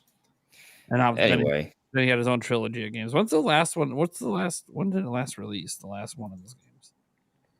we saw the Deku Scrubs are coming back in Echoes of Wisdom. That's And pretty the cool. and the Deku Tree is coming back. I think 2009 was his last game. 2009. Yeah. So, setting Tingle aside, as unlikely as it might be that maybe he's in the game, maybe he's not. I don't. I love Tingle. I've always been a huge fan of him. He's one of my favorite characters in Zelda. What are we thinking on this game like now in terms of like now we have this little bit of new information. We're gonna keep getting little tidbits, right? Like we're getting closer and closer to September. Probably gonna pick up a lot soon. Yeah, I mean, if it doesn't pick up in the first half of August, it should by the end. I don't. There's no way we don't get another trailer by the end of August. I think it all just depends. I think it depends on if there's a maybe, you know what? Maybe let me step back a moment. We're getting stuff in August. I don't know what it is, but there's stuff coming. Yeah. Well, the whole reason I say, well, because it's kind of like an end of September game, and they did that same shit with Tears of the Kingdom, where it wasn't until like a month before the game they really started marketing. So it's like, yeah. The other thing is I feel like they told us enough. Well, yeah, that's the thing. Like, I don't really know how much they really need to show, but they're going to show us more. They are. There's going to be more trailers. We're going to know more about the game than you probably need to know for this kind of game. But how are we feeling about this whole game? Like the whole Echoes thing, like playable Zelda. Like some people, I'm very excited. Like Me this too. is a new way to play. Like I think that's the cool thing about the latest Zelda games is that they're like, you know what, we're going to come up with an entirely new way to play Zelda. That's what they're kind of that's becoming their shtick now, and I'm all in. I'm in. That's where I'm at on it too. I'm really happy we're getting a brand new 2D top-down Zelda. in 2024, not a remake. Like we're actually getting new entries in the series, which I think bodes well for future games. And then same thing with Tears of the Kingdom, though, in that like, if you have this problem, you might solve it one way, you might solve it another way, I might solve it my own way. So there's multiple solutions to all of these problems. And it seems like, based on the trailer, that's going to be the same thing with this game, which I think is awesome. I love that aspect of it. I remember live streaming Tears of the Kingdom, and it's people in the chat were like, "Oh, you need to do this," and I didn't do that. I was doing something completely different, and it worked, and vice versa sometimes. And I think that is really cool. So I think seeing that in 2D is going to be really fun. Oh yeah. I'll throw out a wacky idea. Because I was talking about with Brandon yesterday during my live stream, just thinking about like what would make sense for like a Zelda game for next year. Because I don't think they're gonna do like a new game. Maybe they do just the Breath of the Wild 4K thing. Because I'm already operating the assumption that Ocarina of Time remake is happening for 2026, and so I came up with this random spin-off idea. Like I feel like a spin-off next year makes a lot of sense. That's my main point. But here's a spin-off idea. Hear me out. It's a spin-off. It's not a mainline game. It's just its own little thing, right? It's gonna be weird. But think of it as a combination of Portal, right? The first Portal game, and the Zelda Nintendo Land minigame in one. It's a first-person, 4 swords Zelda game that has action, but it's also puzzle-focused, and you're basically doing dungeon crawling together. In first person? In first person. No, I just take another Nintendo Land of that thing because that mode is fun. Oh yeah, it was really cool. I would do it with weights. I would put weights on my wrist. Like, all right, I'm playing Zelda and I'm working out. Okay. Yeah, it didn't last long. Do you guys think the Deku tree is going to be in the game? Hence, the Deku tree is coming out September 1st. Is it you? In Echoes of Wisdom, he's in the game. Yeah. Was he in the trailer? Yeah. They even I'll had be honest like with you, I only watched it once because I hate seeing any potential spoilers outside of talking about it here. Yeah, it's there. Okay. So he spoiled it for you. That's okay. But Nintendo spoiled it for you too. So no, it was you. You did it. It was you. Damn It was all you. That's it. I'm done. Well, It was all on you. Yo, people in the chat is gaslighting now. It's like, we saw it? I don't know about that. And I'm like, what do you mean? It was there. Like, you know what was also there? Volvagia. Volvagia was there, and Volvagia's sister. Okay, whatever. Yeah, no, Eric and I were talking about it yesterday. What? Yeah. Eric, so right? both of the different Zora tribes are also there. So Hey, Eric, who's Volvagia? I'm gaslighting now. Eric, who's Volvagia? The Zelda character. Oh, God. Yes, that is correct. There you go. I've always said Volvagia, but Yeah, whatever. However you say it, it doesn't matter. When I was little, I used to Eric say Volvagia has no Volvagia. idea who that is. don't ask me how I pronounced Zelda names when I was young before Hyrule Wars came out. That game's a We godsend. need a Windmaker 4K on Switch too. A fun Let's go. dragon. The boss, the fire temple. Yeah, because the Fire Temple is boss. Yeah. You went to I have Ocarina no Time. clue The what you're Ocarina talking Time. about. Let's go ahead and get to the super chats we have here. I'll go to the second one first. I'll get back to 6 cents because it's all about me apparently. Boo Many says Eric Moore has admitted he's never played Ocarina of Time. The world deserves answers. I deserve answers. What? I mean, he's just waiting for 2026 for the remake. That's fine. Right, exactly. Duh. Yeah. No, I've dabbled in it because I've dabbled in every single one because of Nate. Back when we were younger, he would play it all, and I would just watch him. So I've tangentially played it. I mean, but whenever he went to the bathroom, I would do whatever bullshit he didn't want to do. So that I've played it. yeah, playing through proxy kind of counts. Like Yeah, if you grew up on it, yeah. So I mean, that's kind of where I'm at with that. So yeah, Okay. One game at a time. It's okay. that too. Or you could just play the game. It's like it's not even a long game. I could. Play it on Yeah, Nate's but if PC. you've never beaten it before, it probably is a long game. Play the PC True, version true. on Nate's computer. Yeah. Yeah. Oh, What? geez. Get it for him, man. I have a Dude, better- he's got a I have computer. better computer He's got a computer Oh. better for gaming for than I gaming. do. Yeah. Ship of Arcana, man. Look at that. Yep. That's sick. It's so good. All right. I haven't even touched it. You should. You should. What are you waiting for? Yeah, you should. Because if I do it, I'm going to do it on live stream. That'll be a great game to live stream. That's kind of what I was thinking too as well. I've literally just dabbled in it. I'm like, this is so cool. I've been so good about like not doing anything on a stream Nintendo would hate. Oh. Then they wouldn't like it. Oh. Yeah. Uh-oh. You know what I mean? Like, I don't think they would be very happy. All right. This last super chat. By the way, you guys, you get super chat in more questions. There's still a little time left on the show. But Taker610 said, okay, Nate, give us your top 3 to 10, assuming Breath of the Wild and Tears of the Kingdom are 1 and 2. Well, they're not actually 1 and 2. This I gotta hear. So But, they just read the okay. whole question then. I know what number one is. Top 5. Number 1's Tears of the Kingdom. Okay. But Tears of the Kingdom to me kind of made Breath of the Wild feel a little bit less because it's so much better. So I get it. Under number 3. That means I have Zelda 2 back at number 2.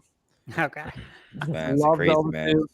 Wait, Adventure of Link? The Adventure of Link. Yeah. You know, I respect it. Dude, it requires so much actual skill. Like people complain, no, if you get good, Get good. like I'm sorry, this is what like all the Elden Ring players say and all the Dark. Like seriously, get good. It actually is a skillful game, which is crazy with the limited controls they had on the NES. Well, Zelda 2 is essentially the blueprint for all Dark Souls games. We get it. basically. Yeah. Yeah, all Dark Souls basically. Zelda 2 was going that direction, and then Nintendo realized, oh, people like the other one way better. We'll go. That's why I feel like FromSoft should remake Zelda 2. It would be incredible. Oh, that would be incredible. Yeah. Nintendo. That'd be great. Yeah. That's the Nintendo only take way I ever want Zelda 2 to be remade is if Nintendo hired FromSoft to do it, but because I think they do it justice. Anyways, Wait, Sony hired FromSoft and Microsoft hired FromSoft, right? Like, why can't Nintendo do it too? yeah, It I mean, why Yeah, not? they don't belong to a specific company, so like they're their own. It can happen. All right, so we got Tears of the Kingdom and Zelda 2. Then we got Breath of the Wild at 3. Okay. All right, 4 is where we toss in Majora's Mask. Okay. Used to be my number 2. Now it's at number 4 because of the new games. But I love Majora's Mask. Oh, culture choice. I'm not going to go through every game on like why it is what it is, or we'll be here for hours. Yeah. Let's go. Number 5. I'm literally just typing these out right now, just so I don't repeat myself. Wind Waker. Number 5 is actually Skyward Sword. Oh, Ooh. okay. I'm like maybe the only person in the world that loves the motion controls in that game. I'm here with you. I like them. I think the story is the best story ever told in Zelda. But then you toss in the amazing controls. Like, I could have lived if that was the future of Zelda. Because they would have just kept getting better. It would have just kept getting better and better. But unfortunately, it didn't take, and it is what it is. But I love the controls. I loved what they were doing with that. In fact, they could have brought that all into full VR at one point. It just would have been sick, but never went that way. That would have actually maybe got me to play VR games. But whatever. So that's my top 5. And then we get into this one's always just ranked high for me. It's pure nostalgia, but it was the game that got me into Zelda. Link's Awakening, the original, not the remake, the original. Okay. It's got it was charm. the game that got me into it. So that's a huge nostalgia thing for me. Do I think it's fundamentally better than Ocarina of Time? I think it's debatable after I replayed and 100% it earlier, but in the end, it's pure nostalgia. I'll full admit, pure nostalgia. All right. Next, I got the Wind Waker. All right. Love the Wind Waker. Don't really think I need to explain much about it. You either love it or you don't. It's kind of how the game goes. How many is that? We're at 7? 7. Yep. Twilight Princess is next. That's the one that's going to make HMK not happy. All the feathers have been ruffled. It's fine. It's fine. It's at 8. That's where I would put Twilight If Princess. it was like in the top 5, it would have been like, Yeah, no, if it was in top 5, then I'm like we got issues. Your top 5 was pretty good. And then you got to Link's Awakening. The outlier in the top 5 is obviously no Ocarina of Time, but there's Zelda 2. But then, like, when you actually fundamentally understand why Zelda 2 is there, it's like, okay, well, it is very different than all the other games. No, I like Zelda 2. And, a lot of people don't. So, like, I'm glad that you I know it's weird. I'm like, y'all don't understand. I actually like your list. Like, it's a unique list, and there's like each Zelda game you put are varied. Like it's not like I'm leaning heavily towards like one type of Zelda. Like, it's still weird that Ocarina of Time isn't in it, but it's so what's 9 and 10? All right, so let me get the 9 and 10, and this is where it's like, okay, on any given day, I could slot Ocarina of Time ahead of these because Ocarina of Time's at 11 for me. But it's the Jimmy Butler of this list. Yeah, I know what the next two are then. Yeah. Oh, you know what the next two are, huh? Well, yeah. Let me take a stab at it. What do you think it is, buddy? It's the original Zelda, and it's A Link to the Past. No, Can't leave those off. Wrong. Whoa. All right, so what are they? What are they? All right. Who's been snubbed Who's outside been- of Ocarina of Time? Who's been snubbed? Spirit Tracks is next, actually.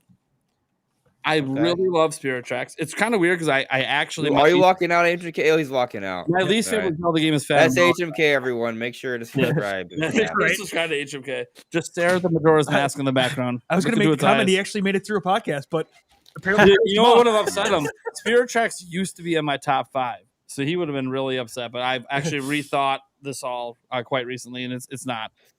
But I love Spirit Tracks. Anyways, Phantom Hourglass, no, that's actually at the bottom of my. Phantom Hourglass for me is below Four Swords, below Triforce Heroes, below all the rest. Anyways, that's 9. Then we get to 10. He's so mad. The Spirit Tracks in the head. That's hilarious. You're that mad? Spirit Tracks ahead of Ocarina. I want the fuck. Dude, just all you have to do is listen to the Malladus theme, man. And in that whole fight, it's great. Anyways, and for 10, this is where things get a little wild. For some reason, I can't seem to shake the Minish Cap. Oh no, that's fine. I just can't shake it. Yeah, I know what you mean. I don't know what it is. Like every time I pick that game up, it just feels like perfection. You know what's crazy? There's still like 5 or 6 other great Zelda games. Well, that's how great the series is. Mm-hmm. The only game that he really hates is in my top 10 is clearly Spirit Tracks. I'm shocked no Link to the Past. Not you put Spirit Tracks, you put Link's Awakening. I'll be fair. I had a Link to the Past at 11 before I replayed Ocarina of Time earlier this year. That actually brought it up a notch for me. Because I used to always, like, I'm one of those old heads where, like, Ocarina of Time's amazing, brought the series to 3D, it's great, but it's kind of just like a 3D realization of what A Link to the Past already was. But after replaying it, for my first time in a while since the 3DS version came out, 100%, I'm like, you know what, though? I like some of the story beats in it a bit better, and a couple of the dungeons I like better. And I'm like, you know what? If I had to go replay a game right now, I'd pick Ocarina of Time over A Link to the Past. So it actually moved up a bit, but still outside my top 10. Because all of those 10 Zelda games I'd rather play over Ocarina of Time. How long has it been since you played A Link to the Past? It has been 2 years. Okay. So not too long. So then, not too long. Not too long. So I don't replay a lot of games, guys. Just so you guys, just so the whole audience knows. I prefer to play new experiences where I don't know what's going to happen. That's just the way I am. Plus, there's so many damn games coming out. I feel like, hey, my time's better spent with something new. But the one series I do revisit is Zelda. I don't always play all the way through to the end because I already know. Unless the ending is a particular ending I think is amazing. What I love about like Breath of the Wild and Tears of the Kingdom is I can always jump into my old files and just play the ending quick if I want. Can't always do that with some of the older Zelda games, especially. But yeah, I frequently boot up pretty much the entire series. The ones I haven't in a long time, if I'm completely honest, are Spirit Tracks and Phantom Hourglass. You know what I kind of feel like doing right now? I kind of feel like buying a new 2DS XL and playing Spirit Tracks. It's so good. It's way better than you remember. I don't have my DS anymore. HMK is like, nope, it's trash. Oh, it's nice. Phantom Hourglass is trash. HMK is probably never coming back. Spirit Tracks fixed everything wrong with Phantom Hourglass. Anyway. Wild Canyon? Come on. Anyways. So that's the list. So at least HMK likes 9 of the choices. The funny thing is, there's other games. Like, if I would have put a Link to the Past ahead of it, no one would have batted an eye. They would have been like, hey, like, that's respect. You ain't going to disrespect a Link to the Past like that, right? Like, hey. I respect your list. But it's your list, man. I disrespect your list. It's very varied. Well, my list kind of represents me as, like, a gamer. I play such a wide variety of different shit. And so, like, that's one thing I like about Zelda is it is actually an extremely varied franchise, despite all just being action adventure. Oh, wait, I have a DS. Yeah, I have a DS. It doesn't turn on anymore. I think I want a 3DS because I can't play 3DS games anymore. That's what it is. Yeah, that could be. I don't believe there was any other questions super chatted. Let me just double check because I was too busy answering that question to look at the chat. How much does Spirit Tracks cost? I have no idea. All right, I think we're good. I think that's it. I could get it for $30 as if it's Neo. Was it one I missed? No, we did that one earlier. Okay, that's what I thought. Okay. That's Oh yeah, nope, I showed that one earlier. okay. Yep. Nope, we're good. Yep. Yep. Well, cool. We made it through all of them. Awesome. Well, hey guys, thank you guys so much for everyone tuning in. I hope you enjoyed the show. This is actually, like, for those wondering, hey, this is actually right around what we want this show to be. Mm-hmm. Right around a couple hours. We're actually a little under a couple hours because we started about 12, 15 minutes late.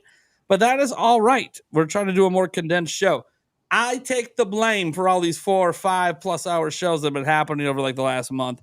That's my bad. How dare you? I was kind of like getting a vacation vibe before I went on my trip. And then I came out of my trip and I was still just kind of like, hey! I thought we were friends. And here's the thing. How many episodes do people just keep dropping out before we're done? And it's like, well, okay, the show's already supposed to be over. Well, I should have dropped that. I have to get up like at 5 a.m. Well, thanks for sticking it out, man. At least I kept it short like I always try. Oh, yeah. It's been brief. As I said, one of my things as host, guys, is my main goal is to keep the show on task. Because if I keep talking, shit, man, especially Zelda. God damn, we could do 7 hours of Zelda. We would be down to the uncle's Let's get into Tears of the Kingdom theories. Twice removed topic. Anyways. Just you wait till next month. Shit's gonna be wild. That's the Breath thing. of the Wild. We're gonna have some really long ones coming up. Oh God, yeah. We're only supposed to do long ones for like special occasion, so it don't feel so special if everyone's long. Those MEO streams. Just you wait. There we go. Wait for the MEO one. Yeah, that MEO review week. Anyways, all right, guys. Let's go around the room quick.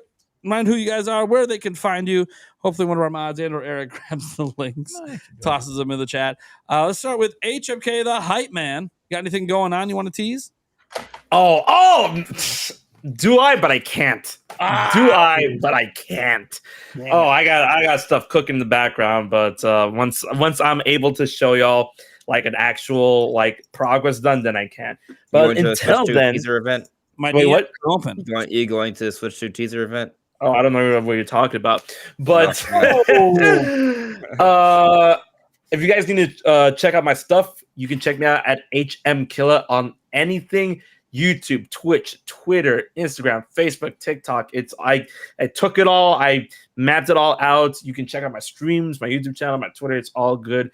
We talk all things Zelda, Kingdom Hearts, Smash Brothers, and more. And we always keep the energy and passion high. So I hope to see you there. And thank you so much for having me on the show again. Yeah, no problem, man. We'll have to get you on again, not like 6 months later. Definitely. What's up, Landon? Nintendo Land? You got anything you want to tease? What do you got going on? I'm working on a 300K video, but it's by the time this is done, it's gonna be 350K or something. But epic! It's dude, he's blowing up. He's gonna be at $1 million before we're done. Fine. No, I'm not. But it might or might not be related to the name of the channel, like maybe a sequel to a certain game. But yeah, I've been working kind of hard on this, getting some stuff ready for that. Oh, I'm excited now. All right. So everyone go subscribe to Landon and let's try to get him to 1 million subs for the end of the year. And then he will personally pay for the development of Nintendo Land 2. I will go work on it. I will go to Nintendo and work on it. Anything I would give for Nintendo Land 2, Nintendo World. So underappreciated. Yes. All right. Andres, restart. You got going on. You want to tease?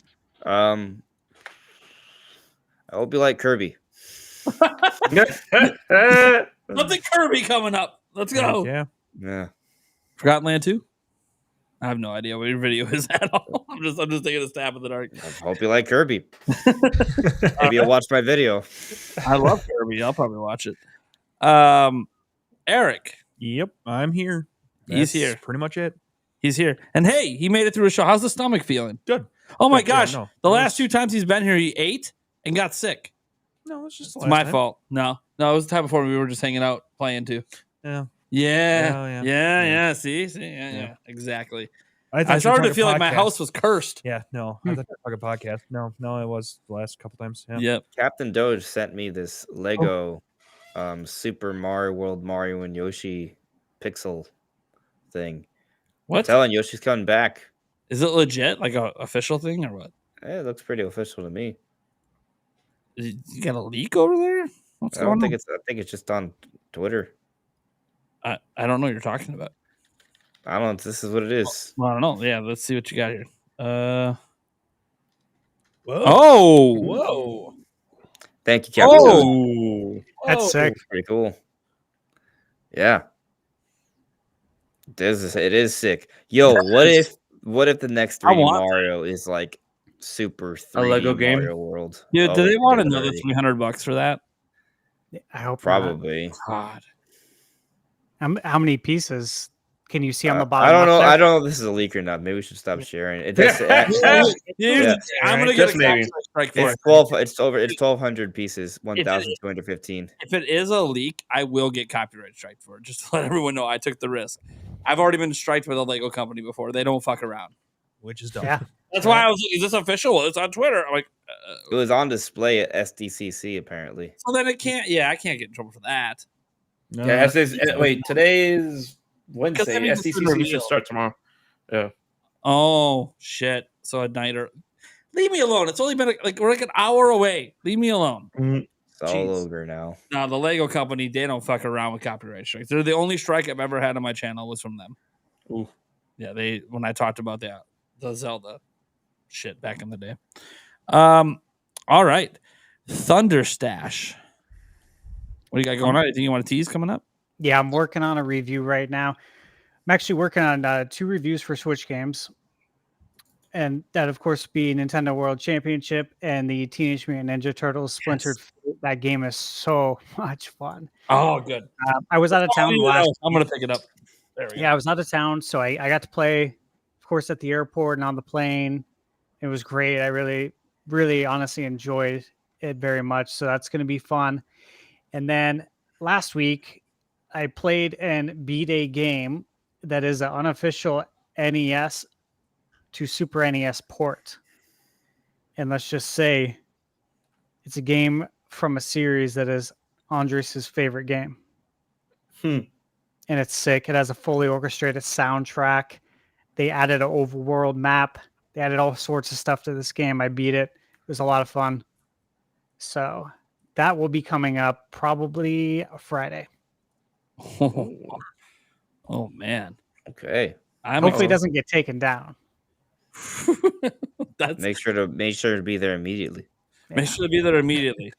After I retweet it, Nintendo might find out. Or Right. some other company. I don't know. We'll see. Oh man, that sounds exciting. All right, guys, Yeah. that's gonna do it.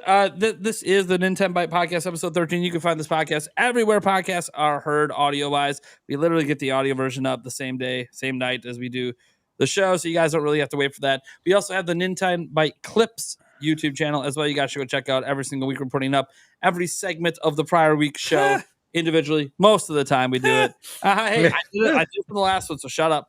Anyways, there was like, remember I told you guys I was chilling for like the last month and a half. That includes the clips channel. There was like a 14-day period I didn't post any clips. Doesn't matter. I'm back to posting them every day. Well, almost every day. There's 4 clips per episode. So, anyways, you guys are awesome. Thank you so much for tuning in. Oh, by the way, actually, one thing I will say: go subscribe to the Nintenbyte Clips channel. We want to get that thing to 1,000 subs. We want to get there. We can unlock some more features on YouTube there. So we're at like. Dude, the funny thing is the videos are averaging like 1,000, Yeah, it's crazy. 2,000 views. It's like, whoa, what is happening? Now let's just get the subs. Yeah, for like a channel that's got nothing. It's kind of wild when I drop a video on my channel like a couple days ago that gets like 3,000 views. Then I glance at the last clip and it's got like 4,000. And I'm like, what the fuck just happened? Clips channel's where it's at, guys. Almost my 450. channel's dead, baby. Almost 450. My channel's dead. That channel's where it's at. That's what you guys got to know. All right. We'll catch you guys in the next podcast next week. Just to tease you guys, episode 14, we got Nick with No K coming on and Giggly Puff coming on next week as well. So